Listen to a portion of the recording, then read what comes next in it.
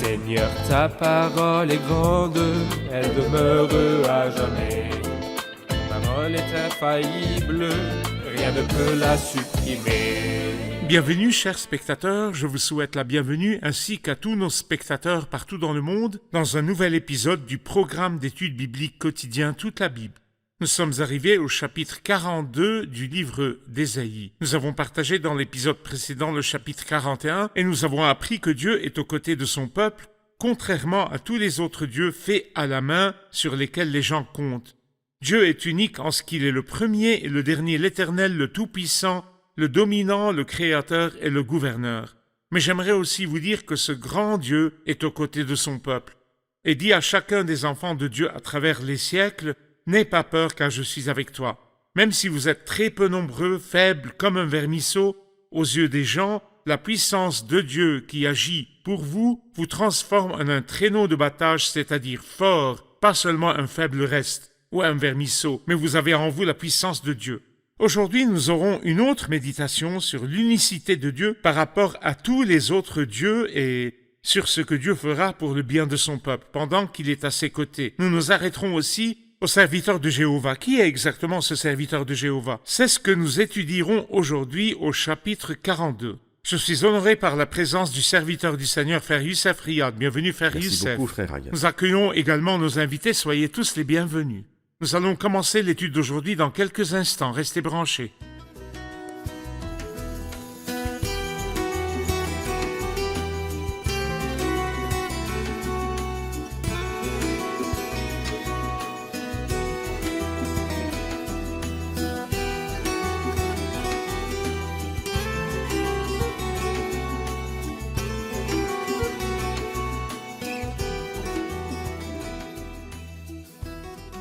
Bienvenue, Frère Youssef. Vous de même. Il nous reste encore quelques points au chapitre 41 avant d'entamer le chapitre 42. Dans les versets 17 à 20, la Bible sainte nous dit « Les plus humbles et les plus pauvres cherchent de l'eau, mais il n'y en a pas. Et leur langue est desséchée par la soif. Moi, l'Éternel, je répondrai à leurs prières. Moi, le Dieu d'Israël, je ne les abandonnerai pas. Je ferai jaillir des fleuves sur les collines et des sources au milieu des vallées. Je changerai le désert en étang et la terre aride en cours d'eau. Je ferai pousser dans le désert le cèdre, l'acacia, le myrte et l'olivier. Je placerai pêle-mêle dans la plaine aride le cyprès, l'orme et le buis. Ils le verront et ainsi ils reconnaîtront, ils constateront et comprendront tous ensemble que c'est la main de l'Éternel qui a fait cela, que c'est le Saint d'Israël qui l'a créé. Que voyez-vous dans ces versets? Eh bien, je vois la misère extrême et la générosité extrême. L'extrême misère des hommes. Il dit « Les plus humbles et les plus pauvres cherchent de l'eau, mais il n'y en a pas. » Imaginez que vous êtes dans un désert et que vous n'avez plus aucune goutte d'eau. Qu'allez-vous faire dans une telle scène aussi douloureuse? Je vous dirai quoi faire, car cela s'est produit dans l'Ancien Testament. Agar avait son fils avec elle, et alors Abraham leur donna une outre d'eau avant de les renvoyer. Que pouvait-il donner de plus qu'une outre d'eau? Mais l'eau dans l'outre avait été consommée. Mais quand Dieu a donné, qu'a-t-il donné? Il a débordé. Un puits d'eau. Il y a donc une grande différence entre ce Père généreux qui est Abraham, qui quand il a donné c'était une outre d'eau. Mais lorsque Dieu donne, il donne un puits d'eau. Et c'est pour cela que les plus pauvres et les plus humbles, qui sont extrêmement misérables, ne recherchent pas grand-chose, juste de l'eau. Ce qui est extrêmement important, il dit leur langue est desséchée par la soif. Moi, l'Éternel, je ferai jaillir des fleuves sur les collines et des sources au milieu des vallées. Combien notre Dieu est grand pour les humbles et pour les contris d'esprit. Le Seigneur se tient aux côtés de tous ceux qui se sentent pauvres et seuls. Tournez-vous vers le Seigneur, car il est là surtout pour les plus humbles et les plus pauvres. Frère Youssef, en lisant ces versets à partir du verset 17, je ressens qu'il y a des peuples et des pays dans notre monde à qui ces paroles s'appliquent effectivement. Ils cherchent de l'eau et leur langue est desséchée par la soif. Pas de réunion, pas d'église, pas de prédication de l'évangile dans ces pays et les gens ont faim et soif. Et le Seigneur les visite. Et je sens qu'à chaque fois que nous fournissons la parole de Dieu dans ce programme, que le Seigneur fait jaillir des sources d'eau qui traversent les frontières et les obstacles et atteignent les gens. Que diriez-vous à ceux qui nous regardent maintenant alors qu'ils sont privés de la parole de Dieu, privés de la reconnaissance officielle de la situation chrétienne dans leur pays, privés de recevoir un évangéliste qui les visite avec la Bible et leur dit ce que la Bible dit. Que leur diriez-vous? Eh bien, je leur dirai, courage, le Seigneur a utilisé la technologie afin d'atteindre des endroits auxquels on ne s'attendrait jamais à ce que la lumière de l'Évangile y parvienne. Quelqu'un a dit une belle expression, il a dit quand les récoltes de l'orge et les récoltes de blé étaient terminées, et Ruth, la Moabite, dans le livre de Ruth, n'avait aucun endroit où glaner. Où est-elle allée? Elle est allée voir Boaz lui-même. Donc chaque fois que les ressources de la grâce ne sont pas disponibles, le Dieu de toute grâce est disponible. Alors, après avoir travaillé toute une journée, elle a reçu une poignée d'orge. Mais sans travailler, elle obtint 6 mesures d'orge. Et cela nous montre que Dieu est aux côtés des plus pauvres et des plus humbles et prend soin d'eux. C'est vrai. La partie suivante du chapitre 41 du verset 21 au 24 parle d'un appel ou parle d'une invitation et d'un défi. Plaidez votre cause, dit l'Éternel. Présentez des arguments pour votre défense, dit le roi de Jacob. Qu'il les présente, qu'il nous révèle ce qui doit arriver. Et il parle de défi. Quels sont les aspects du défi entre le Seigneur, le Dieu de Jacob et les autres dieux païens? 3 choses principales. Quelle prédiction avez-vous déjà faite? C'est-à-dire, quel est le début des choses? De nos jours, le bruit de l'athéisme retentit très fort. Qu'est-ce que l'athéisme? Il n'y a pas de Dieu. Mais qui a créé le monde? Il s'est fait par lui-même. Mais expliquez-nous.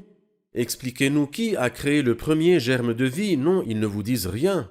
À propos des choses passées, ils vous ramènent des millions et des milliards d'années en arrière, mais ils ne disent rien sur les débuts.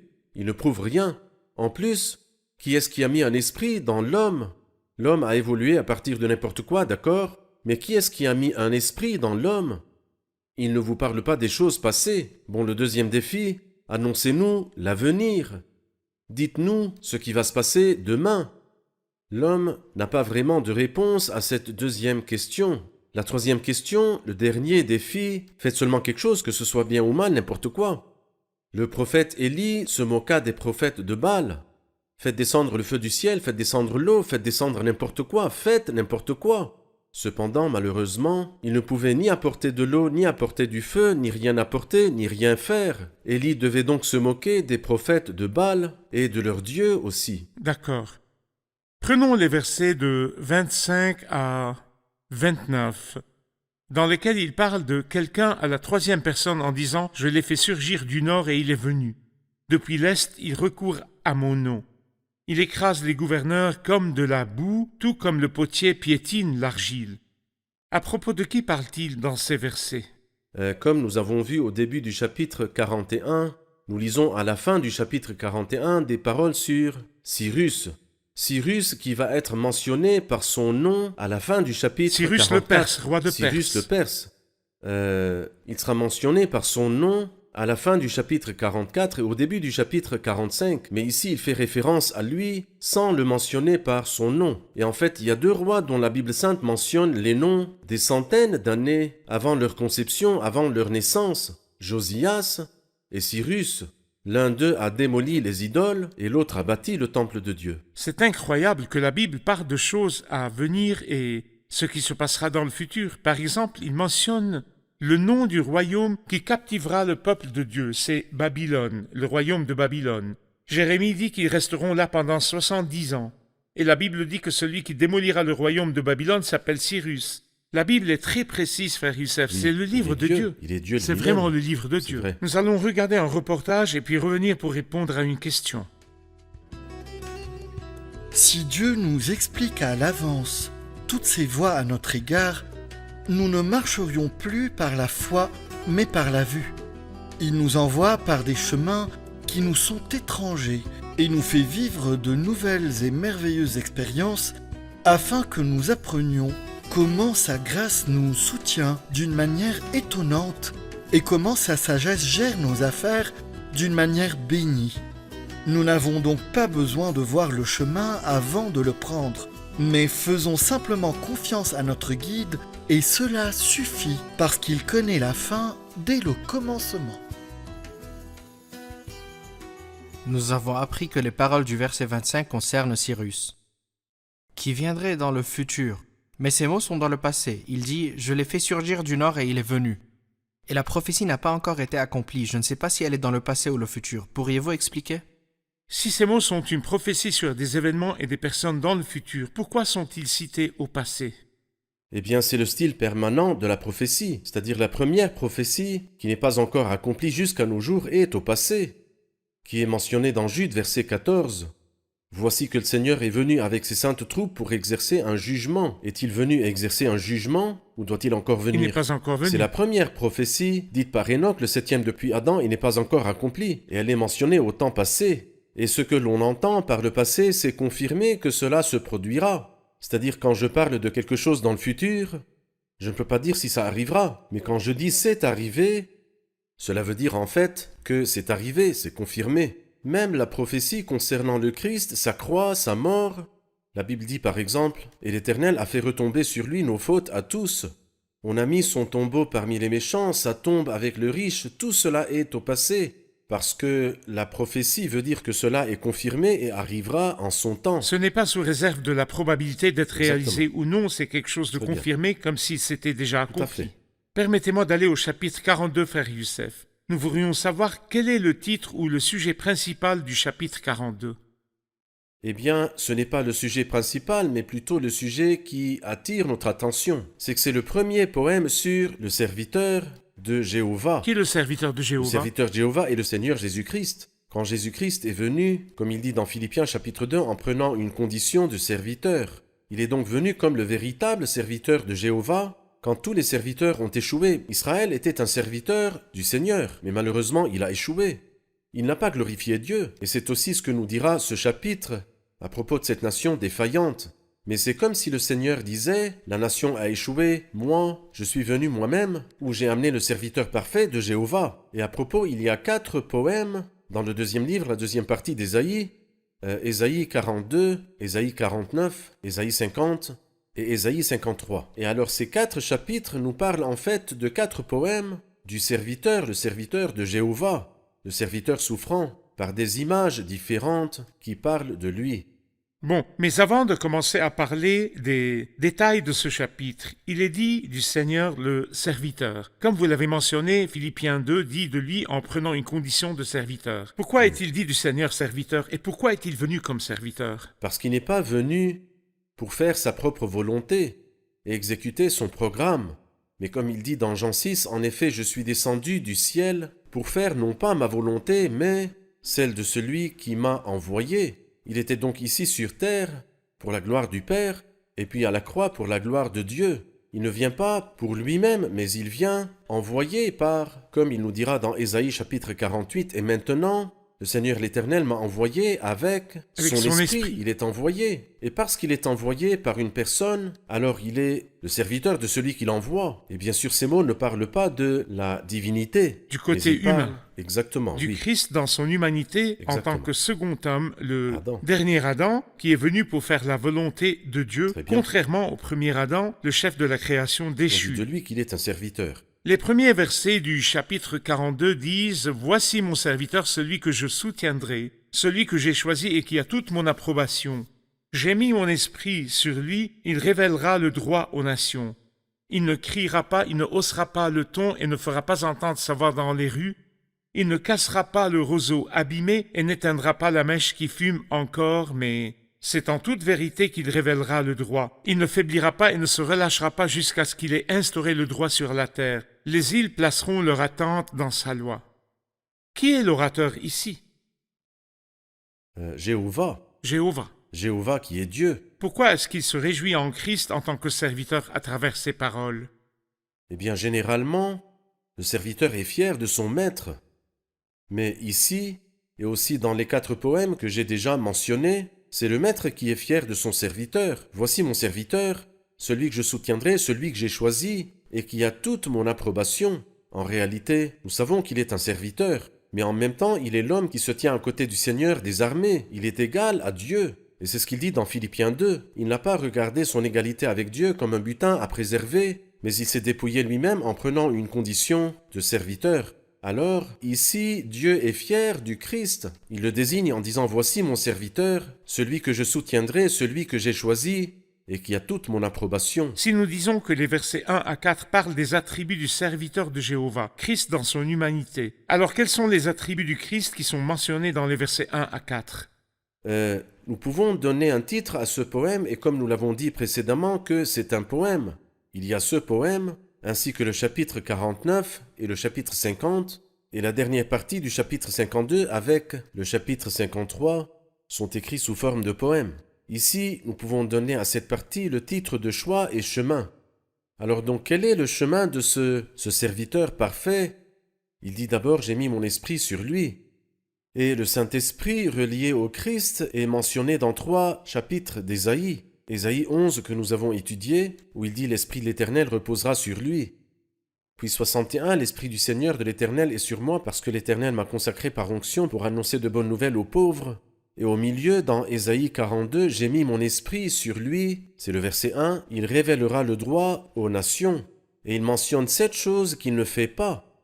Il ne criera pas, n'haussera pas le ton, ne fera pas entendre sa voix dans les rues. Et laissez-moi les appeler les perfections et les vertus de ce serviteur, la douceur de ce serviteur. Il ne criera pas, ne haussera pas le ton, ne fera pas entendre sa voix dans les rues.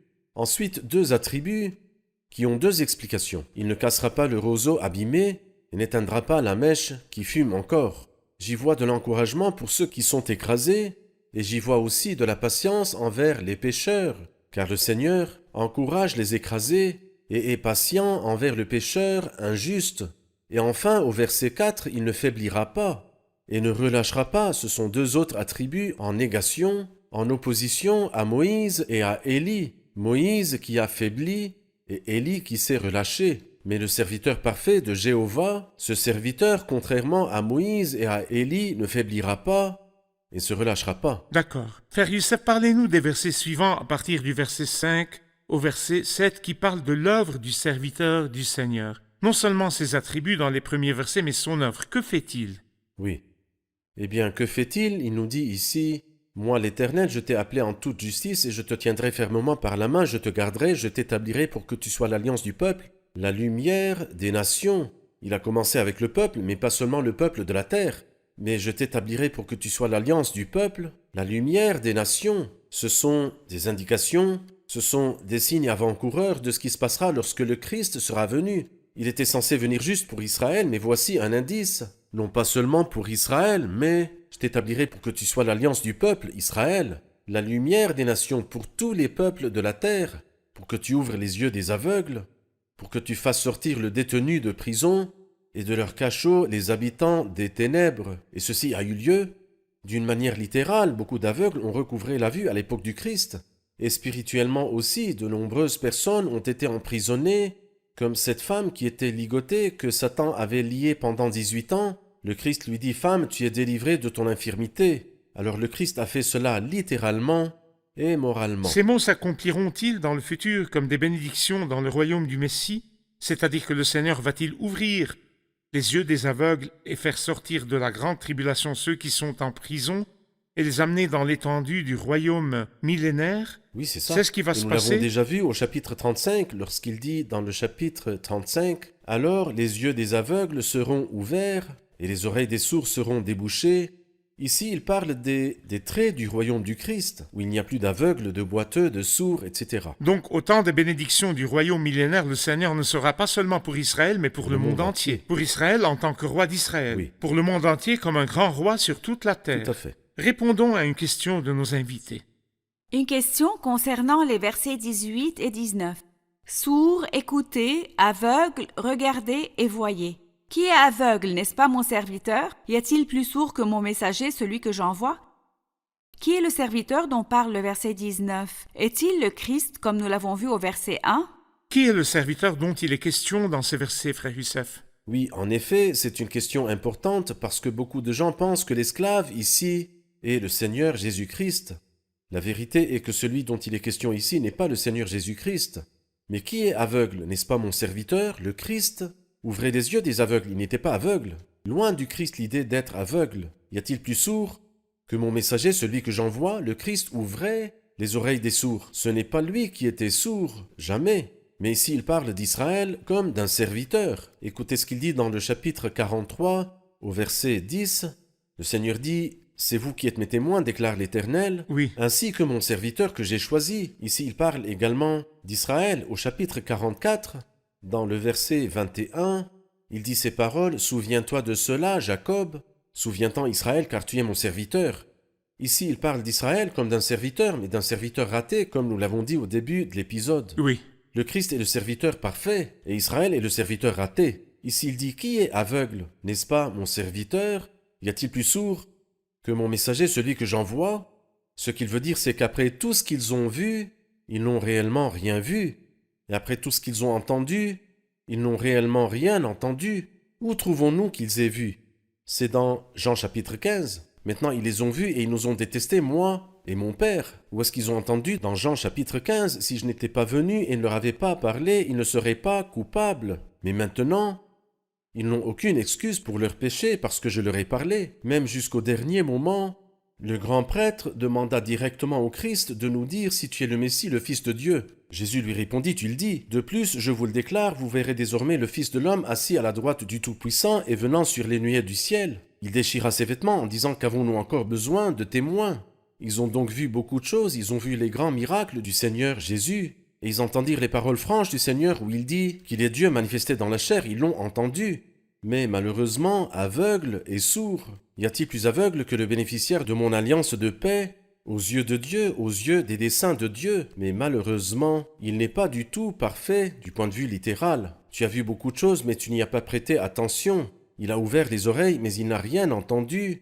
Il était censé magnifier la loi et la vénérer, mais il n'a pas magnifié la loi et il ne l'a pas vénérée. Ainsi le Christ est venu magnifier la loi dans sa vie ainsi que dans sa mort. Alors les mots suivants du verset 21, « L'Éternel a pris plaisir à cause de sa justice, à rendre la loi grande et magnifique. » Israël, en tant que serviteur, était censé faire cela, mais il a échoué. Ainsi le Christ est venu comme serviteur de Jéhovah pour accomplir cette exigence. Très bien.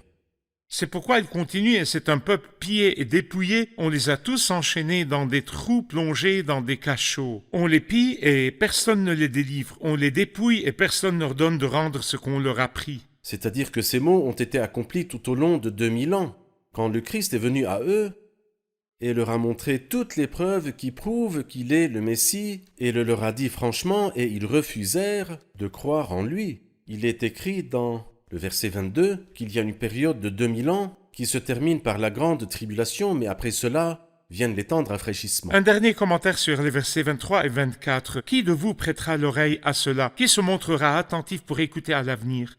Qui a livré Jacob au pillage et Israël au pillard? N'est-ce pas l'Éternel, c'est que nous avons péché contre lui? Ils n'ont pas voulu marcher dans ses voies et n'ont pas écouté son enseignement.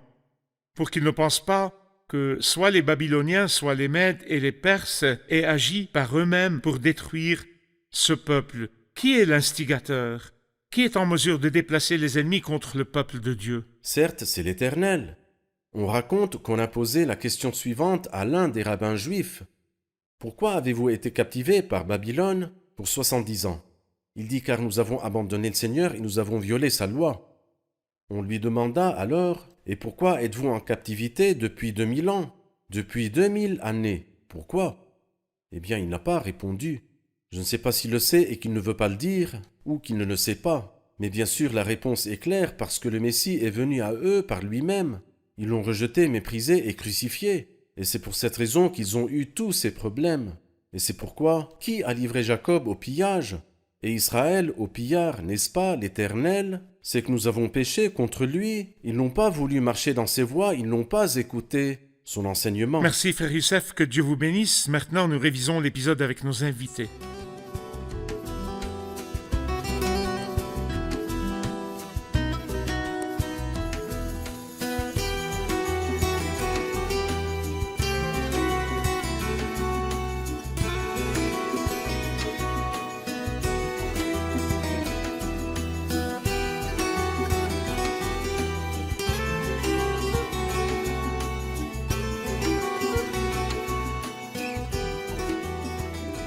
Nous avions parlé à la fin du chapitre 41 de Cyrus le Perse et nous avons appris qu'il s'agit d'une prophétie future à son propos et qu'elle s'est accomplie des siècles plus tard. Pourquoi ces mots ont-ils été écrits au passé? Pourquoi ont-ils été mentionnés dans la prophétie au passé?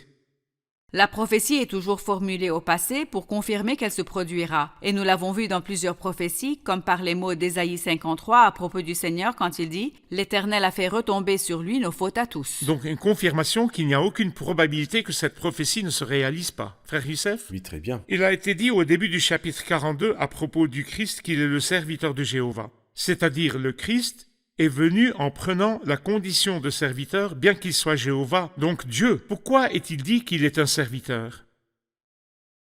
Comme nous l'avons appris aujourd'hui, le fait qu'il soit le serviteur est quelque chose qui nous rend très fiers de lui. Il dit lui-même dans Jean 6, « Je suis descendu du ciel, non pas pour faire ma volonté, mais celle de celui qui m'a envoyé. » C'est le vrai sens du mot serviteur. Ce n'est pas mauvais. C'est celui qui fait la volonté de celui qui l'a envoyé, et cela est mentionné 5 fois peut-être dans le livre. Comme le serviteur ne fait que sa volonté, mais la volonté de celui qui l'a envoyé. Oui, et cela a été dit à son sujet plus qu'une fois. Dans Ésaïe 42, 49 et même 50, et à la fin de 52 et 53, qu'il est le serviteur. Très bien. Frère Youssef? Oui, il a été mentionné 7 fois dans les poèmes que le Christ est un serviteur. Dans les 4 poèmes. Le Dans les Christ 4 est mentionné poèmes. 7 fois dans Très les bien. 4 poèmes comme le serviteur. Très bien. Très bien. Mais nous avons également appris au chapitre 42 à propos d'un autre serviteur qui n'est pas le Christ mais la nation, qui était dans l'état de ne pas entendre et de ne pas voir. Pourquoi l'a-t-il décrite comme un serviteur aveugle et un serviteur sourd? Nous avons appris qu'à partir du verset 18, que le discours sur le serviteur ne désigne pas le Seigneur Jésus, mais qu'il s'agissait de la nation d'Israël. Et il dit qu'ils étaient sourds et aveugles parce que le Seigneur est venu vers eux et leur a parlé. Et ils ont vu ses miracles et toutes les preuves qui prouvent qu'il est le Messie, mais ils n'ont pas cru ni entendu. Et il dit aussi que bien qu'Israël était censé magnifier la loi, mais elle ne l'a pas fait. Donc le Seigneur, comme le vrai serviteur, a magnifié la loi et l'a rendue glorieuse. D'accord. Et le Seigneur, dans Jean 15, leur montra des preuves pour qu'ils croient, mais ils ne crurent pas. Il leur dit des paroles pour qu'ils croient, mais ils ne crurent pas. Très Qu'en bien. pensez-vous, frère Parfait. Youssef? Je pense que c'est très bien. Remercions le Seigneur. Que Dieu vous bénisse. Merci, merci, frère Youssef. Que Seigneur Dieu vous vous bénisse.